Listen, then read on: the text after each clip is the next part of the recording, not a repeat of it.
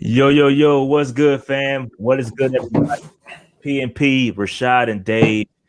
And today I'm already looking in the chat. I told Q this, man. He brought the whole New Orleans with him in the chat. Who That Nation is already in the building. But today we got a special guest to preview this game. We got Big Q from the Sports Coma, the #1 Saints podcast in the land. Listen, what's good with y'all? Big Q, what's going on, brother? What's going on, brother Rashad, brother Mike? How y'all doing tonight? We good, bro. Hey, at first, I'd like to thank you, brothers, for inviting me on the Panther Nation podcast, bro. Much love what y'all doing over here, man. Y'all keep it real for the Panther fam, man. I just got to give it to y'all, man. Appreciate that, Q. Appreciate that, Q. Appreciate that. All right, so we gonna talk about this game. It's the NFC South Showdown. You guys are coming off a big victory against the Green Bay Packers. Look real good, and Q, I gotta commend you, bro.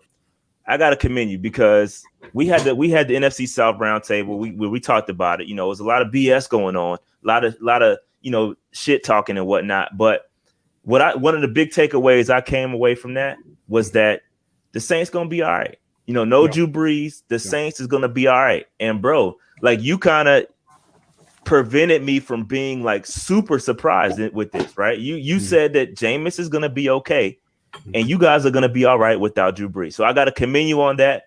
So coming off that victory, let me give me your thoughts on just the summary of the game. How'd it go for you, bro? I mean, everything they possibly wanted to do, the black and gold did, and we executed a pretty flawless game plan, man. To be honest with you, the black and gold is feeding off of the energy of the people, the current circumstances of the Who Dat Nation in the region. They have taken that upon their shoulders and have added that into to use it as energy, I guess, or promote what motivation is a better word. To propel them to show up for the Who Dat Nation, because in a time of difficulty, man, it's almost similar to what happened with the Saints after Katrina. So it's really that's why I'm cautioning people to be very mindful of that type of energy the team is channeling from. It's very powerful. Yeah, this is something you can't match. You can't match that. There's no source of might or will to come. You just can't match that, bro. So man, it's crazy. I mean, you're right. And prayers to everybody in New Orleans, man. No Hurricane Ida came through. We had a brief conversation about it before we went live, man. But I'm hoping everybody that was affected is good, and I'm glad that y'all got Saints football to kind of fall back on. But from a Panthers perspective, we coming off a nice little victory. We took on the New York Jets rookie quarterback. I thought it was the perfect game for Sam Darnold to get his feet wet. This offense get the feet wet. The defense, lick their chops, get going. Dave, what's your thoughts on this game, bro? Which one? The game against the Jets or the game that we're about to play? The Jets game. I thought our defense leaving that game made me think that the defense was A+, right? Like I thought the defense is A+. I'm always rolling with the caveat it was the Jets, but they were flying all out there, man. They made Zach Wilson look silly. They made him look like a rookie, and that was awesome. I thought offensively we did really well in the first half, and then we kind of slowed it down in the second half. I think our offensive line struggled a bit in the second half, but we still got the win. I thought we should have destroyed them, but I'm taking my victories, man. That's how I felt about the game. Yeah, we let up on the gas. Big Q, did you get a chance to look at the game? Or just kind of review some film or whatnot? Yeah, I seen some film on it, brother Rashad. I had watched it and I was seeing it. They was lighting it up in the first half. The defense, man, what was it? 6 sacks and a pick. Them guys were flying around doing the damn thing. CMC was getting going. They should have stuck with him a little bit more, but for whatever reason, I don't know what happened. I guess the Jets made some adjustments, and Carolina did some adjusting too. But you're right. You're absolutely right, Dave. They should have definitely hammered the piss out of them in the second half. Oh my God, man! That was something I was expecting to do. They were what was 16-0? 16-0. Yeah, 16-0. Yeah, that should have been a plaster in the epic proportion. But that's just a learning part of the learning process. Yeah, I mean, and you look across what you guys did. I mean, you guys were up big at the half and continue just to put it on the Packers. I mean, that's something that the Panthers can certainly learn from it. And we got to learn how to finish, man. This team, we're young. We still learning how to win. This coaching staff still trying to figure it out. So Panthers fans, we gonna get there one day, hopefully. But we still learning. So let's get into this game. NFC South Showdown. I think the Bucks and Falcons are also playing, so it's NFC South week. A lot of division games this week. I think it's just a straight divisional week for the most part. Straight divisional week. Everybody's playing each other in divisions. But listen, I was doing some research for this game, bro, and I'm just like, man, we got some work to do, bro, because man, we haven't the Saints, have won 8 of the last 9 games, okay, and one of them, that win was a gimme because it was week 17. You guys sat some guys, so that don't even count. Okay, I don't even count that. That don't even count to me. Okay, going back, Dave, we got to go all the way back to 2016. That's the last time the Panthers won a meaningful game against the Saints. Dude, I'm talking about Ted Ginn was on the roster. I'm talking about Mike Tolbert. Yeah. I'm talking about Kelvin Benjamin. I'm talking about Luke Kuechly, Thomas Davis. I mean, James Bradbury. We got to go way back. Like, you know what the crazy thing about that is too? We didn't even make the playoffs that year. No, we didn't. Wow. We didn't. That was the year after the Super Bowl. That was the Super Bowl year. Yeah. It was. So I say that to say it's been a long time since we beat the Saints. And listen, I commend Sean Payton. It's just a well-coached team, bro. A well-coached team. They went out there, dominated the Packers. I don't think many people expected that. Maybe the Saints fans did, but from an outside perspective, nobody really expected that. We do got a couple of guys, there's this little get back here. Joe Brady, obviously former offensive assistant with New Orleans, and Dan Arnold, right? Dan Arnold used to play for you guys. Be careful with that guy. Why you say that? We've had Dan Arnold down here.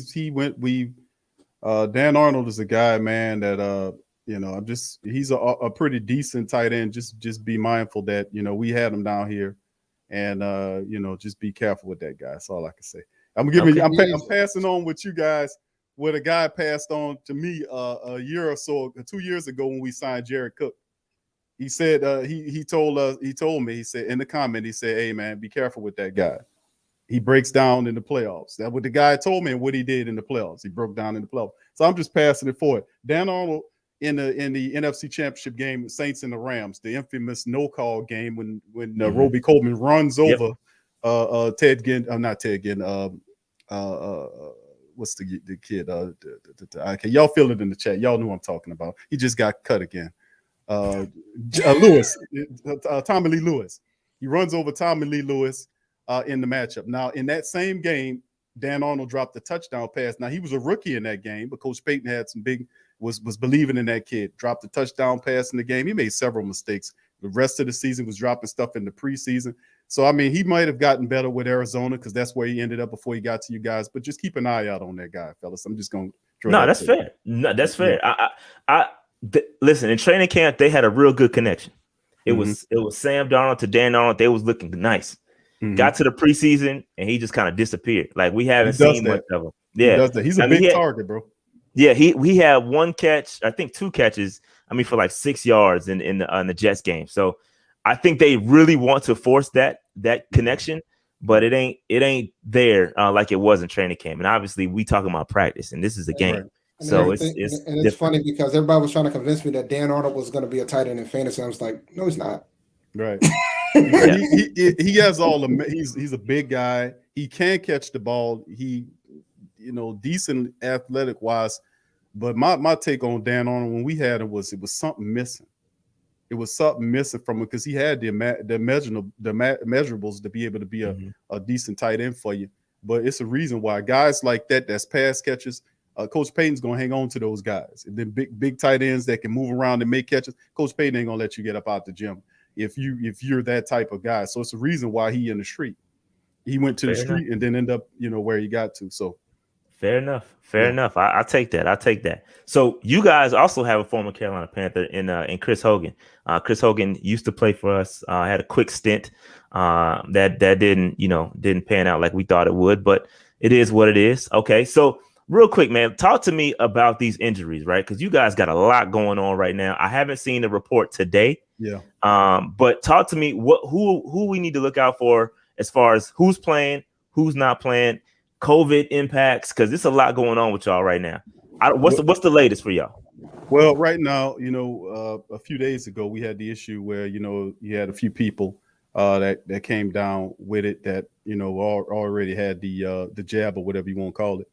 And the reality is we had Mike, who was already on the IR situation. But you look at the rest of the players that we have that's down. It's let me tell you something. We got a lot of issues.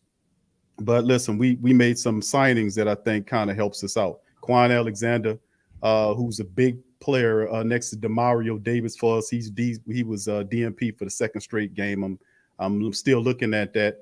Davenport, who was DMP, he came down with a situation. So I'm pretty certain that Davenport probably won't play in this game. But Carl Granderson will more than likely start. And you'll see Peyton Turner, our first round draft pick, who I've seen some, him play in the training camp. He looks really good.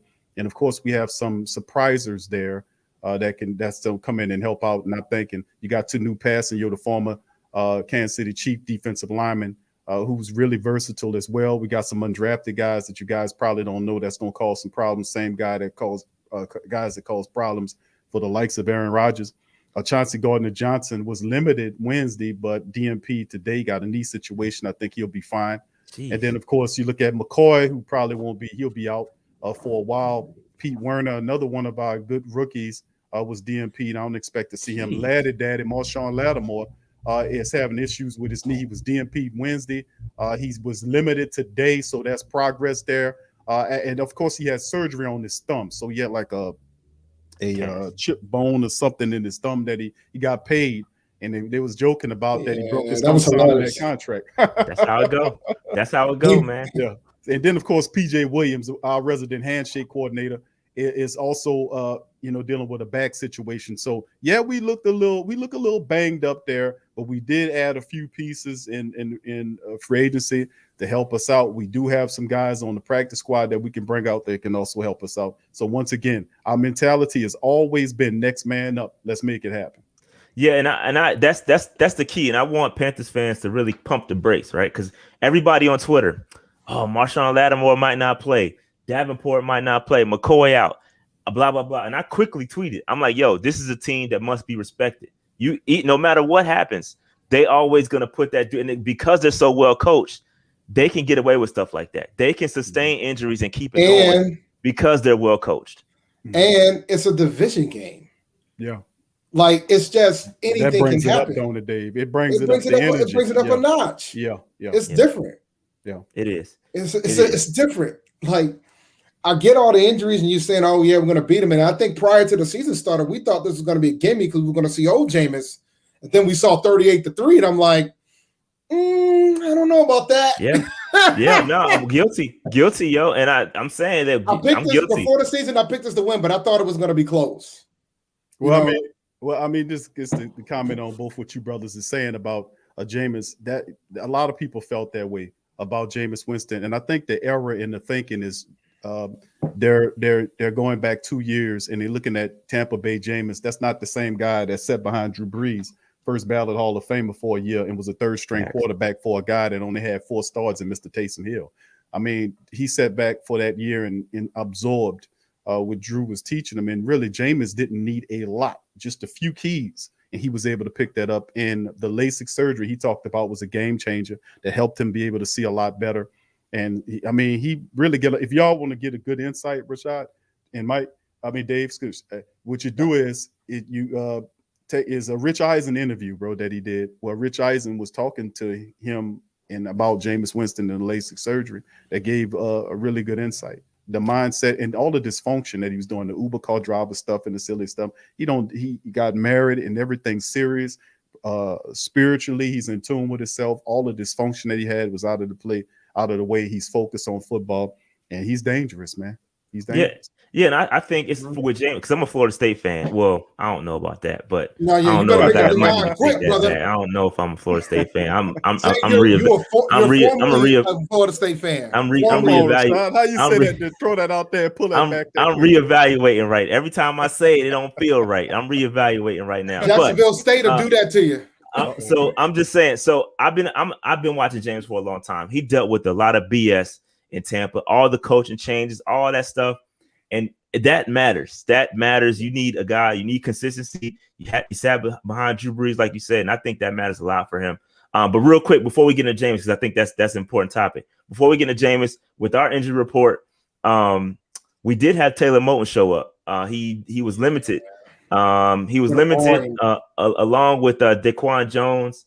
Everybody else was a full participant, but both of those guys are really key. Daquan Jones is a guy that was a beast last week. He was super disruptive. And Taylor Moton, obviously, we know we need him. Him not on that line is a nightmare scenario. So even him being banged up a little bit makes me nervous. Hopefully it's something, it's something minor. It's not that serious. It's a groin injury. So you know how that goes. Them joints linger. So I'm hoping we can. I'm hoping it's not too bad, and he can get out there and perform. Now let's jump into Jameis a little bit more, right? So you guys did. He was almost perfect. I mean, the dude had a great game, tossed 5 touchdowns, almost perfect in the red zone, looked good. And you went out there and destroyed Green Bay. All right. You ran the ball 39 times, but you passed it just 21 times. And you held a 9-minute time possession advantage. Okay. So that all helps. That does nothing but help. My question is, what is the weakness, right? So what happens when, if or when the Carolina Panthers can slow down Kamara a little bit? Maybe. I'm just speaking out loud. And we put the ball in Jameis's hands. Are you confident? Because he just threw it 21 times. He didn't have to do too much. That defense put him in some real good situations. Right. It was the dream scenario for Jameis. I don't think that's going to happen too much. But what do you think about that, Q? Well, my thinking is I consider the Saints an elite level rushing attack. And I think a lot of the NFL people don't really realize that they're still captivated by our offensive, fireworks that we didn't put up for years with Drew throwing the ball on the field and all the stuff that we did that way. Underneath all of that, the running attack has been dangerous for years, and people are just starting to realize that we are an elite level rushing attack. Last year, you've seen the Saints rush for several games with over 200 yards. In last year, we broke franchise attempts records, rushing records, touchdowns. We had a 6 or 7 rush touchdown performance on Christmas Day against the Minnesota Vikings. We decimated them.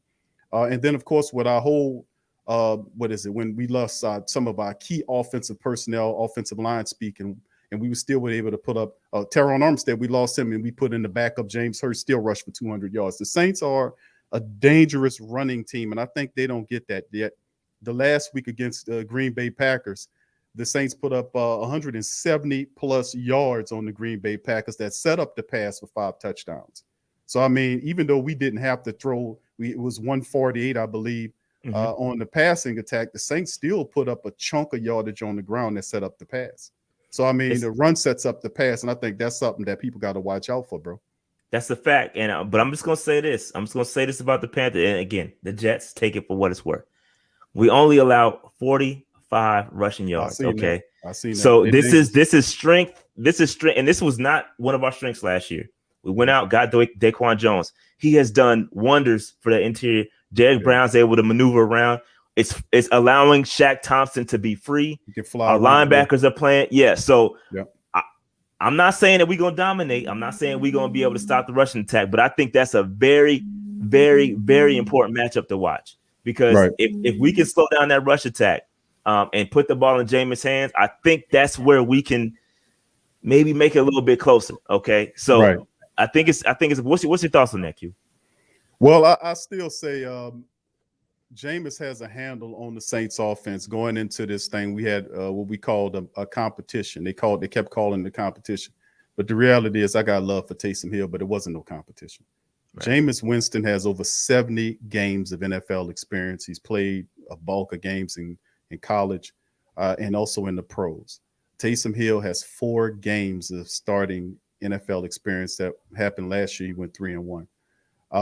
There wasn't really any competition there. We knew Jameis would take that. With that being said, I think Jameis Winston is not a rookie. Jameis Winston is an established NFL quarterback. I think they're disrespecting his abilities. In the black and gold building, what we have here, we have built a culture of winning and consistency. That's something he simply did not have in Tampa Bay. It was a dysfunctional environment that was with too much pressure on him to win or whatnot. And I'm not saying he couldn't handle the pressure, but you got to have the proper tools and the environment for winning. You can't grow if you have soil outside that's lacking of nutrients. How you expect to grow a luscious nutrient garden with dead soil? It doesn't happen. You got to be able to have an environment that's conducive for winning. You got to have all of the necessary resources and things there for it. And the Saints provided that.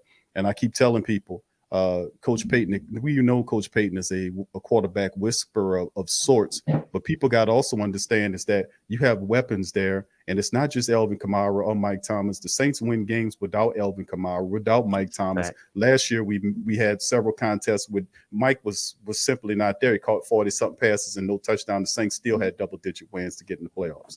So I mean, we are a team that find a way to win. And I think that's a characteristic that we developed over time because of that mentality to play for each other. And it's just a different environment, a different feel to the whole thing. And I think if you put the ball in Jameis Winston's hand, you're going to see something positive happen.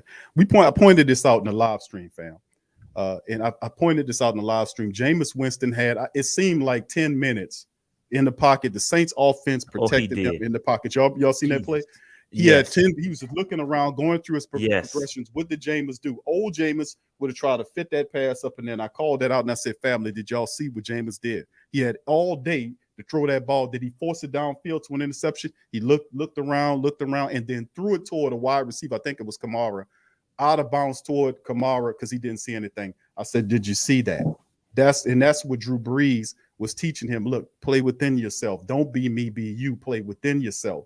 And Jameis talked about that, not having to force plays that he don't need to play and play smarter, play under control. And I think that's something that he learned here for the last couple of years. So here's the thing I'm wondering about Jameis, because it's something I've been curious about in regards to Jameis now. Because like you said, he was in a terrible environment in Tampa Bay. Yes, He's now with the New Orleans Saints. How does he handle pressure from the standpoint of blitzing? Because I know that we kind of blitzed a lot against the Jets. Mm-hmm. I anticipate we'll probably do that more when we play you guys. So how does he handle the blitzing? Let me get in there, Q. I can answer that. I watched the game. The dude was elite in the pocket. With the pocket presence to step up, He can handle it. He was stepping up. He was running around. That concerns me, right? So that's the thing. It's a great point, Dave. It concerns me a lot because the dude stepped up.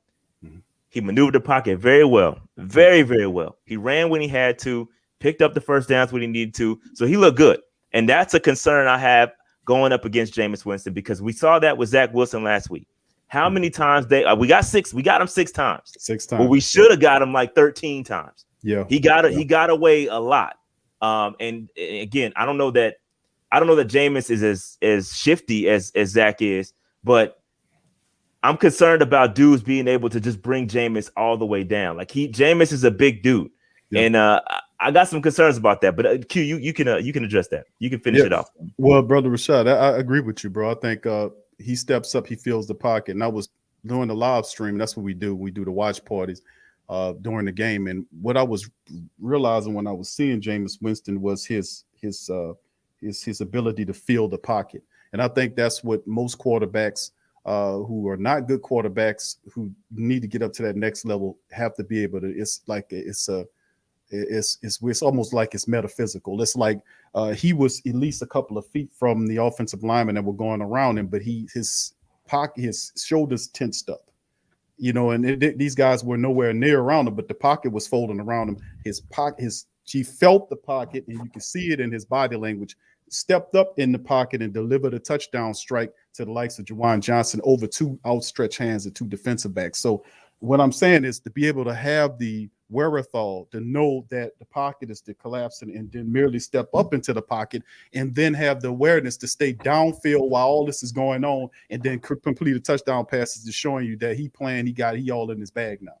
And we know that it's more to show in terms of the pressure. The Saints do a pretty good job of protecting Jameis Winston. And during the training camp, I had the honor to go down to the training camp and watch the Saints play. And what I seen at the camp was that the offensive line, which is a top unit in my opinion, and they're getting better, a little bit banged up right now, but I still feel that we got what it takes to be able to do what we need to do. But I still say the Saints protect him, but Jameis Winston instincts is he's playing on another level. He has a camaraderie with certain wide receivers. They can be able to throw the ball downfield. So you can blitz him if you want. Just be prepared to pay for the consequences. Yeah, but I listen. I think I say this. I say this though. We not the Packers defense. Okay, I think this. We got some athletes. We got some athletes, bro. And if your offensive line's a little banged up, you don't have Eric McCoy. I know you guys are plug and play and keep it going, but if there's going to be one thing that we're going to be able to take advantage of, that's going to be that weakness right there. We're going to be the dudes fly. Brian Burns, y'all got to put some respect on his dude names, NFL wise. Yep, Hassan Reddick. Yeah, Hassan Reddick was a beast. He can, and everybody said he can't. He can't play run. He can't. Nah, man, BS. A beast. Yeah, he's a beast. Hassan Reddick is a beast. We've got Yetur Gross-Matos is coming along. Yeah. So this defensive line is really good. We got a real good rotation. We got some Jermaine Carter, really good linebacker. So I like Chin back there too. I think Chin is awesome, man. Yeah, Chin is doing well. He's playing a little bit more safety now.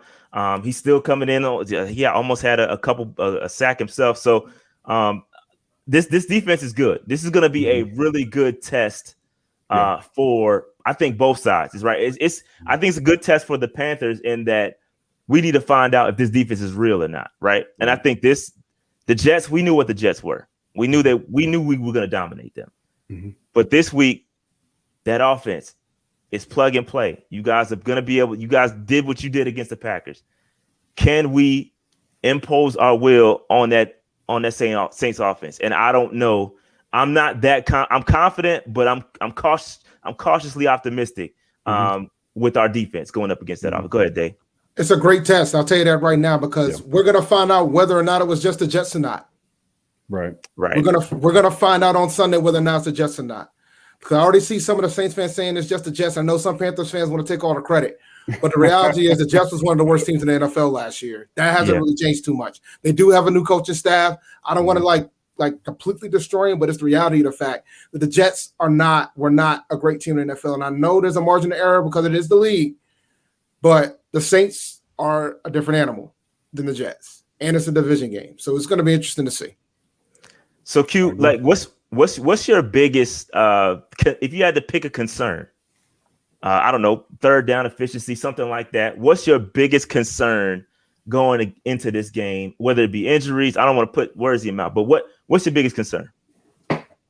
Well, I'm looking at my secondary. I think probably the secondary. I wouldn't. I'm not very, very concerned about it, but it's a lot of moving parts there. We did get Bradley Roby, who is a pretty damn good cornerback.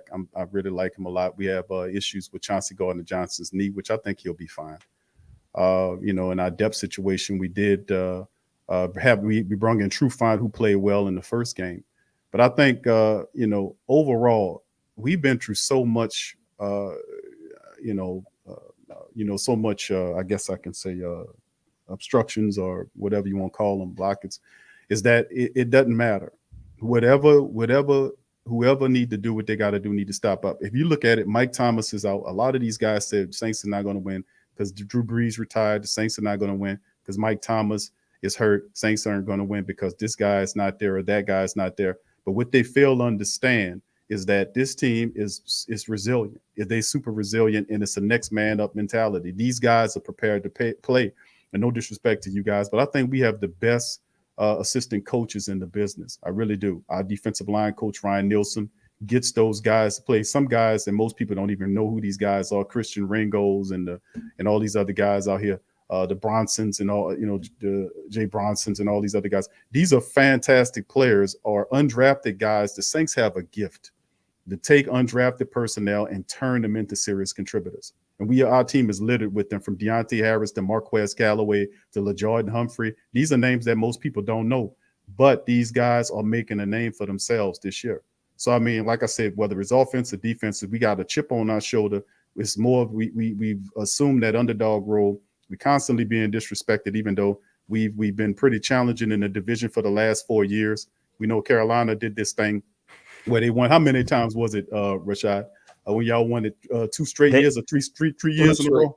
Three years in a row. And then when the Saints did it, and then Saints went 3 and then 4. So I mean, it's they disrespect, but the best way to deal with disrespect is to just to bat the hell out of them with a win and smash them down. That's just my take on it, brothers. But those things. But outside of that, Rashad, I don't really consider them concerns because I really do think the Saints are good enough to meet any challenge. I'm just going to put it like that. Okay. So Dave, what's going to this game? What's your biggest concern right now? Our offensive line versus their defensive line. I'm gonna keep it a buck. Duh. Like that's I mean, there's no other concern I have other than that.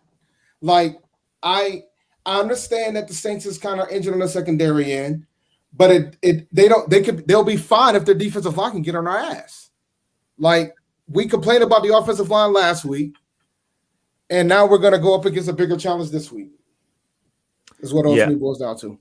Yeah, our offensive line is not good. We I guess you've seen the stats. We had the 20% pass block win rate. It was awful. And still only gave up 1 sack though, Rashad. Yeah, that's on the surface. I gotta attribute that to Darnold because Darnold got the ball out quick. It's Darnold and Joe Brady. Like that Joe Brady offense is getting rid of the ball quick. It's the same thing as last year. Like I said all this stuff last year with Teddy Bridgewater when he was the quarterback. It's the same stuff. You design quick passes because your offensive line is trash. So you want him to get rid of the ball quick. It's the same thing applies. So I think that this offensive line, I've said it. I think personnel wise, this offensive line is worse than what we had last year. And I think Sam Darnold, I think he did great. I think he did a great job last week. He did well under pressure, something that he didn't do with the Jets. Obviously, Christian McCaffrey helps with that. The dude he catches everything. He's an elite wide receiver. If you want to put him out there, he's a mismatch. Nobody can hang with Christian McCaffrey. It's just not possible. So you line him up out of the backfield, lined up with a linebacker, you're going to lose every time. The problem is that he just got us. Can he hold up? Like, can Christian McCaffrey hold up with all the touches? Because we don't use Christian McCaffrey like you guys use Alvin Kamara. Christian McCaffrey does not come off the field. Period. No. He does not come off the field. There's you rarely split touches. I think Chuba Hubbard came in. We signed drafted Chuba Hubbard. He got 2 catches. That was it. Everything else went through Christian McCaffrey. So can he hold up? I don't know. If he does, I think it's great. I think he's going to be awesome. I think we can win this game with Christian McCaffrey, with the quick passes. I think we can figure it out and get it done. But it is a huge concern. It's a huge concern. It won't just be 1 sack this week. I tell you that. Shout out to Brandon for the super chat. Appreciate it, brother. That's interesting though, brother Rashad. I mean, you're looking at and like Brother Dave said, man, you're looking at the offensive and the defensive lines. And that's what a game is going to be told right there. Who wins the line of scrimmage war? Who can bring it? Last week, the Saints were able to crash Aaron Rodgers down into the ground and make him look really old because of the pressure, relentless pressure, play after play after play after play. I don't care what quarterback you are or what era of greatness or whatever great quarterback you want to put, whether it's Joe Montana or anybody. Nobody can stand up to that amount of pressure when you're getting pushed down, knocked down. They not only that, but the Saints turning in. And listen, we got big defenders, big guys that's running in there, passing your 6'7", Davenport 6'6", Cam 6'4". I mean, we got big old defenders flailing away, turning. They're all athletic, and speedsters running around there causing problems. Even the undrafted guys are getting into the act. So, yeah, that line of scrimmage that war is going to be really big in to decide who wins the game. The thing is, both sides of the ball, Saints and Panthers, both sides. Both sides, yeah. I would love for us to take advantage of your secondary, but unfortunately, if y'all keep penetrating our line, we ain't gonna have time to.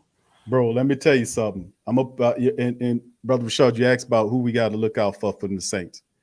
Well, if you allow me, let me just say, Paulson the Depot. I love him. Covered him during the draft. I love him. Great cornerback. That dude there is every bit. During the training camp into preseason, he's been lights out. He's spectacular. He's up for the challenge. He's awesome. He sits opposite of Laddy Daddy, who could pot Lattimore. That's what I call him. But I think that he ultimately, they're saying that Lattimore could possibly play. I don't know. But if Laddie doesn't go, then there's Bradley Roby there, and he's a pretty decent cornerback. And of course, Trufant there. We have another cornerback, Ken Crawley, who's also should be coming back in. I don't know if this game, but maybe the next game. But secondary-wise, there's some flux there, but not talent. There is not a drop-off in talent there. This is a deep secondary. Remember, the guy that runs our secondary is the Legion of Boom architect himself, Mr. Chris Richard. So he's the Saints defensive back coach there. And he came into New Orleans in the black and gold building and said that he wants to build a Legion of Boom in New Orleans. So, I mean, it's a mentality. His style and his motivational style has kind of resurrected a lot of guys who were kind of flailing and failing as cornerbacks.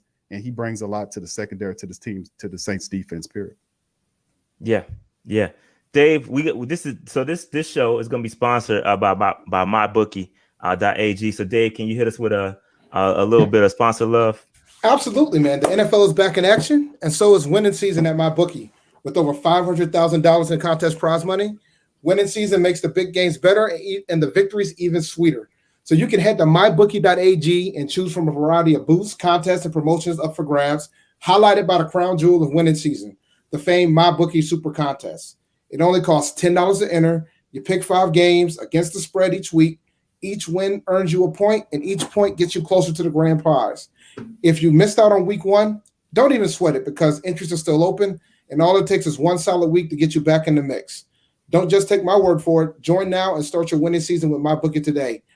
In order to get started, make your first deposit at MyBookie.ag and use the promo code PNP to instantly receive double your deposit. That's double your money to double your winnings with your first ever deposit using the promo code PNP. Bet anything, anytime, anywhere with MyBookie. And with regards to the game, man, right now the Carolina Panthers are 3.5-point dogs, which means you get 3.5 points if you bet on the Panthers. And their money line is 150 plus 155, which means you win $155 if you bet $100. And the over/under for the game is 44.5. 44.5, which is kind of low. Q, you put some on the game, bro? I'm not a gambling man, bro. Neither, but I'll be honest with you, bro. I'm not a gambler. But I was looking at the comments section, bro. And I was gonna put that up to start the ad, man, because there was one thing about 50 push-ups and right. That's what I'm talking about. That's the one you're talking about. What said, man, Q, you too confident, man. But nah, man, y'all should do something on MyBookie, man. Just figure it out. Q is kind of unbothered, man. I ain't gonna lie. He's straight up unbothered. Yeah, well, you know what the funny thing is? I'm a little mad at that, bro. Like you're not concerned one bit. He's consistent. He was unbothered when we were saying that the Saints weren't going to be good either. Fact. So he was just unbothered during the round table, and then all of a sudden, Jameis out here living his best life in the preseason. Saints defense out here forcing Aaron Rodgers to get 3 points, So, well, I mean, listen, I appreciate, man. Listen, all thing I can tell you, bro, is that we know this team. We know this team, bro. We know this team. And sometimes I get a bit of I get kind of riled up when I hear a lot of the national people try to. I'm pretty sure you guys are the same way. When you got some national reporter that didn't study the team, don't know a damn thing about the players, so only want to pick the good players, or not the good players, but the big name players, the well-known players' names, throw them out there with some statistics, but never talk about the role players or the undrafted guys that's making it happen, so that guy that star can catch that touchdown. That guy on that line who's an undrafted offensive lineman that worked his way up has to be able to make that block to spring that guy up so he can do what he got to do. And it's other people. There's 10 other guys on the field at the same time, and they like to go swing for the fences. So that annoys me to a degree. But as far as the Saints are concerned, Brother Dave, I mean, listen, we ready, man. You want to hear a story about why I stopped the moment that I made the decision to stop paying attention to the mainstream media? Break it down, Brother Dave. What happened? 2015, we were 14-0. They said we were the worst 14-0 team in NFL history. I remember that. Who said that? Was it Ryan Clark? It was somebody on ESPN. The name is irrelevant. Probably. It's irrelevant. The bottom line he's is a nincompoop, so don't worry. Yeah. So like, my point is that like when you say shit like that, I know, bro. It just takes away your credibility, man. Yeah, I mean, man. It's terrible, bro. But yeah, we dealt with that. So let me jump back into some stats real quick because I got the team stats in front of me.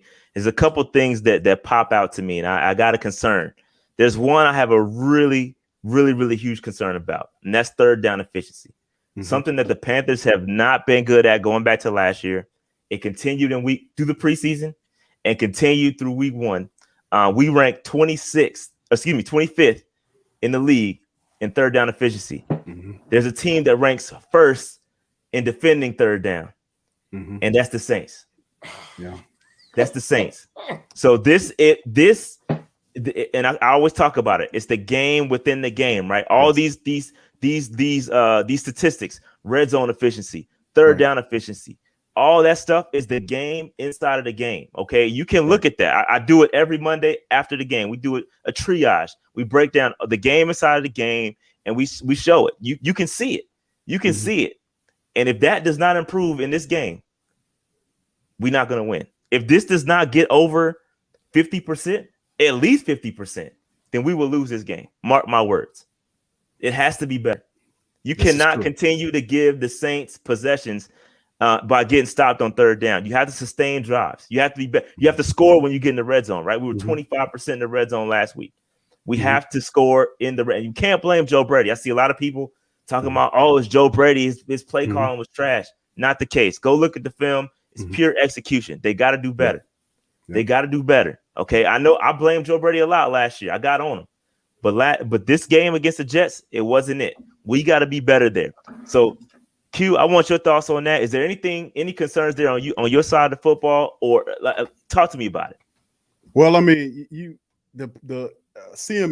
Christian McCaffrey, man, is a world beater, man, and I think a critique that I would give the Panther family is the fact that I think they heavily rely on him too much. I think he needs to be mixed in with,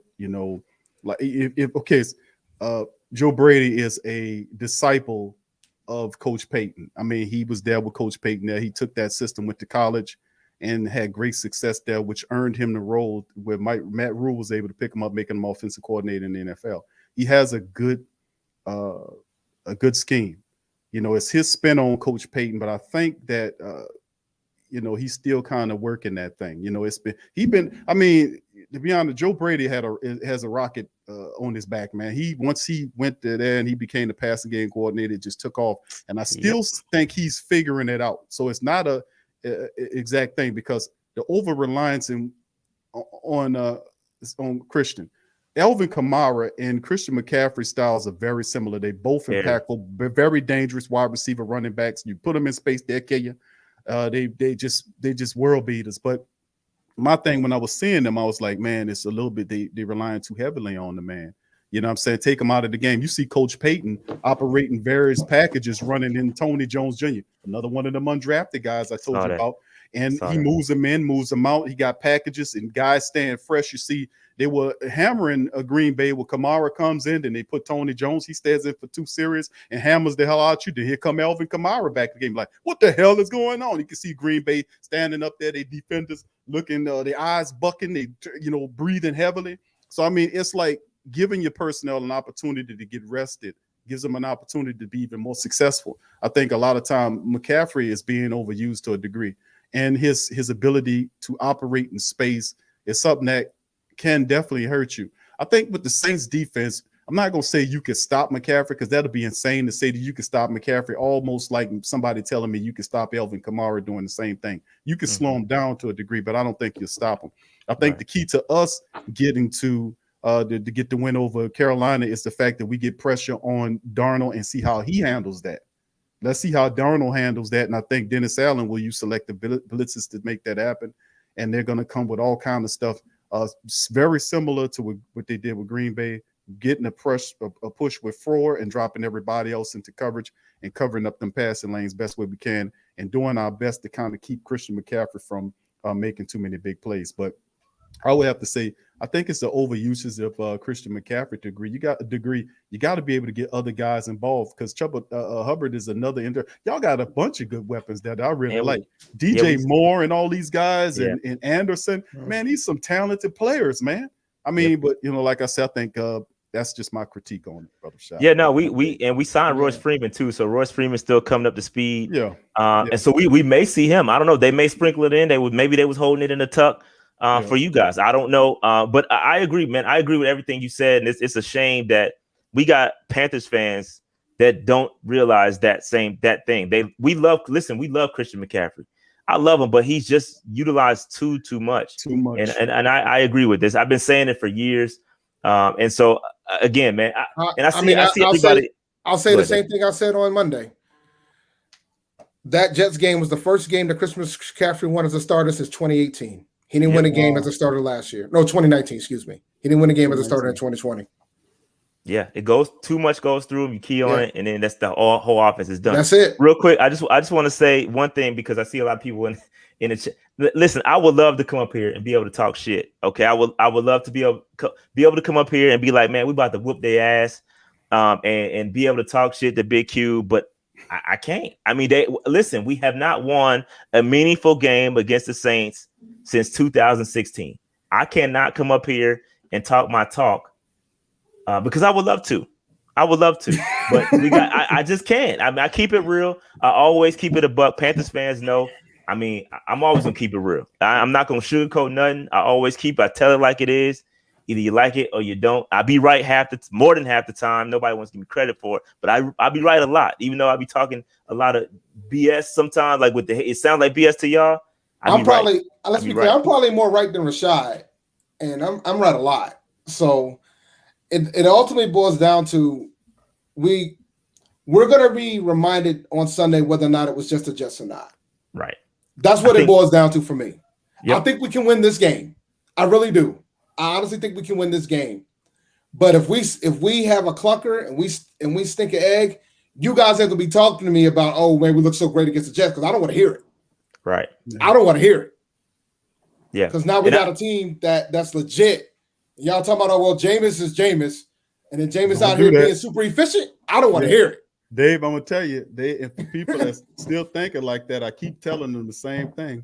Is that Jameis Winston is not Tampa Bay Jameis, and I told the loose cannon guys that y'all remember in the NFC roundtable. I told them, and my comments have not changed.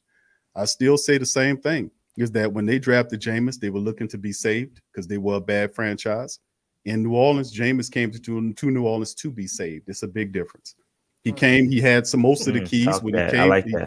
He came to New Orleans. He had some of the keys. And Drew gave him the other keys. And when he talks about Drew Brees, by the way, him and Drew have always been friends. And he used to call him in the offseason. And Teddy Bridgewater, oddly enough, when he was in New Orleans before he came to you guys for that year. They don't like that name on his podcast. Oh, I'm sorry. They don't bring up Teddy. I'm joking. I'm joking. I use Teddy for ratings, man. I use Teddy for ratings. They hate when we bring up Teddy. Oh, man. But he was a pretty good quarterback for us, man. Smart guy. But he the one that him and Jameis are friends, and he the one that told Jameis, hey, go to New Orleans. And Jameis came here. He was on a cheap 1-year deal, or like $1 million deal. He was making significantly less than what he was deserving. And he fired his agent behind that bad deal, matter of fact. But he came here. He wasn't getting paid a lot of money. He was a third-string quarterback. He sat there, held the clipboard, learned from Drew Brees in 1 year. And he sat patiently, worked his tail off in the offseason to gain respect. He got his mind right, and he kept talking about getting his mind right. And I thought that was a big part of it, to be a champion. Drew Brees gave him the mental process that's needed for him to move ahead, and finally take his game to the next level. And that's uber important because he never had that anywhere until he sat behind. And when he got all of the dysfunction out of the way, Jameis Winston, man, is doing stuff that he was supposed to do in Tampa. But I think he'll be a supreme talent. He's not a rookie, and he has all that experience. Coach Payton knows what he got in Jameis. Yeah, I agree. It's going to be interesting to watch. Real quick, I got to do this announcement because we got to shut this thing down a little bit. Got to go pick up my daughter.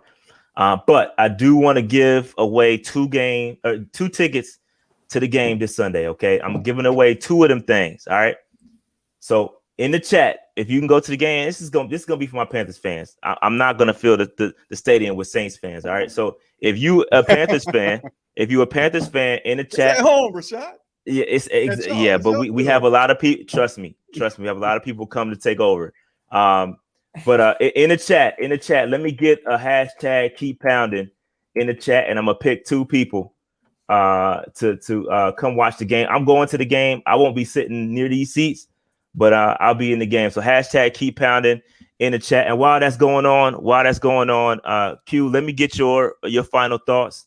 Prediction if you want. I know some people don't do predictions, but if you want to score prediction, what do you think? I say 31-17 Saints. Ooh. And I say that because no disrespect to you guys. I mean, I got love for you guys. I'm just keeping it real. No disrespect. We're gonna cover the spread. We're gonna go over. I'm just saying, Dave, that I'm just visualizing the game because I just see that, like Brother Rashad was saying about the offensive line. The line, and y'all guys was saying that in the roundtable before the season started. You guys were saying that you had a lot of concerns about the offensive line and whether they could protect Darnold. What happens when in and when the Saints start providing pressure on Sam Darnold? Does he become Jet Darnold? What does he do? If we slow down McCaffrey, can Darnold carry the day? Will he make the necessary progressions, go through the reads, and throw the ball away? He got weapons all over the place. Moore is tremendous. Anderson, man, they have great weapons. But the issue is when that happens, when and if that happens, where the offensive line can't hold the pressure of what Dennis Allen and them shooting at them, because they're going to be setting some people. What does Darnold do? And that's my thing. Now, on the other end, I think that the Saints, I'm not going to say we're going to run the ball down the throat, but if we get offensive, can Darnold keep up? That's all I'm saying, and with the pressure on him. So, that's my thing. What do you guys, what y'all call on this? Go ahead, Dave. Jesus, man. I got us winning 27-24. I think we'll cover the spread. We'll win outright. It's going to be a close game. Y'all got a new kicker too, don't you? We do. Every week? Every damn week, we got a new kicker. Next week, if we lose this game by a field goal, I promise to God, we're going to have a new kicker in week 3 too against Houston. Wow. And that's a short week because we got to play Thursday night right after. Yeah. Wow. Yeah. So and we got to go on the road too, if I remember correctly. Yeah, it's going to be tough. Yeah. That's a short week. And preseason, we thought the Saints was going to be everybody was thinking the Saints was going to be an easier game because of Jameis, and the Houston's going to be an easier game. And Houston's out here looking great. I've seen that. Yeah. And so none of these games, this is why it's a small margin of error in the NFL, guys. Yes. Yep. So real quick, underrated Jay, you won one of the tickets. Hit me up on Twitter, send me an email, panthernation.podcast@gmail.com, or DM us on Twitter. One of them joints, hit us on in one of them fashion. We'll get you that ticket. The other winner is Darren Miller. I just rolled that joint. Darren Miller. Both of you guys have won. Congratulations to you guys. Now you got probably about 15 minutes. No, not 15, excuse me. You got about 5 minutes to hit me up in Twitter, on Gmail. Send me something. Get in contact with me somehow, some way, so I can give these tickets away. You guys can enjoy the game. For me, my game prediction is I think the Panthers are going to win it. I think it's going to be close. I'm gonna go 30-27. 30-27. Panthers. I think it's going to be close. It's going to be close. I think we have to win this. And that's not a must win, but I think for our fan base, it's not a must win. I'm not going to do that. Last week was a must win. This game is not necessarily a must win, but I do think that the fan base needs this win. Sam Darnold needs this win. We need confidence in our coaching staff. We need to see if they're competent enough to put some wins together, because last year we didn't see it. We need to learn how to win. They need to prove it to us. And so I think that's what, I don't know where Dave went, but that's what we need to do. Okay. So I think that we are going to win the game 30-27, just my opinion. Now, if you was, there we go. I don't know what the hell happened there. Now, real quick, before we get up out of here, man, Q, tell the people where they can find your show, man. Y'all doing big things over there. Yes, sir. Thank you, Brother Rashad. If the family want to listen to me, you can go to the Sports Coma, put Sports Coma or the Pro Media Network in YouTube. We on Facebook, we on Instagram. Actually, you can check Twitter, most of that stuff. But if you really want to find us, you can go to thewhothatdaily.com. That's our headquartered website where all our content is there. Thewhothatdaily.com. But YouTube is the Pro Media Network. Do shows every day, almost anywhere between 40 to 50 shows across the platform. We cover all kind of stuff every month. Yep. So if you new here, you a Saints fan, man, hit that subscribe button. You never know what you can figure out. We keep it a buck over here. We not like, we don't do hot takes. Dave might throw one out there every now and then. You gotta watch Dave, but but on top of that, we also I don't throw that many hot takes out here in these streets, and most of mine are pretty accurate. But either way, but we also do fantasy here. We do a lot of draft coverage here. Yep. So we do a lot of things that aren't just about the Panthers. So the draft coverage is phenomenal. Rashad does a great job with that. I get on people's nerves in fantasy. I do a Q&A every Sunday for fantasy. I do a waiver wire advice Q&A on Tuesdays. So let's get it, man. Just come on down. Yeah. I'll answer questions. Yeah, hit that subscribe button for which we're trying to get to 12,000 subscribers. We've been stuck at 11.7 for a minute. I'm not sure what's going on. Sometimes YouTube plays game with the subscribers. I don't know what's up, but hit that subscribe button. Help us out. We're trying to get to 12,000. We were trying to get to there before week 1. It didn't happen, but it's all good. So run it up for your boy. We appreciate that. Q, any other things before we get up out of here? No, pretty much that's it, Brother Rashad, Brother Dave. I just like to thank you guys for inviting me on your terrific platform, man, and talking to you guys. You guys is awesome, man. To keep it real, we got to be able to down the line. I think it's week number what is that? What week is that? It's I late. think 17. Yeah, week 17th is the next time, and maybe we can get together over on when we'll flip it. Come not right when you come over. Oh yeah. Yeah, I'm y'all down with host that. and we'll host next time. There might be yo man, I might be depressed by then, man. You don't keep the spirit up, Dave. Nah, I'm gonna quit. Yeah, look, if we losing, I ain't doing it, man. Nah, you got to somebody else. No, just kidding. That's all love, man. We right. I told y'all, man. Listen, bro. You never can tell, man. A lot of things can happen in the NFC South, man. Like with Tampa Bay, they riding Tampa Bay pretty hard, but you never know what can go on. It's an older team. Atlanta, you never know what they might smack them down, put some. I mean, you never know in the NFC South, man. So, just keep your spirits up, man. We're gonna do this thing. We're gonna be fine. It's gonna be a great game. This game and week 17, bro. Yep. Always good, man. Yeah, always good games, man. Q, you a cool dude, man. I like your vibe. Same with you guys, man. Yeah, man. Absolutely. Fun times. That being said, man, we're gonna get up out of here, man. Thank y'all for watching. We appreciate it. Make sure you hit the subscribe button, follow us on Twitter, Instagram, TikTok, all that stuff. We lit. So follow us. Appreciate y'all support, man. We out. Peace. Peace, guys.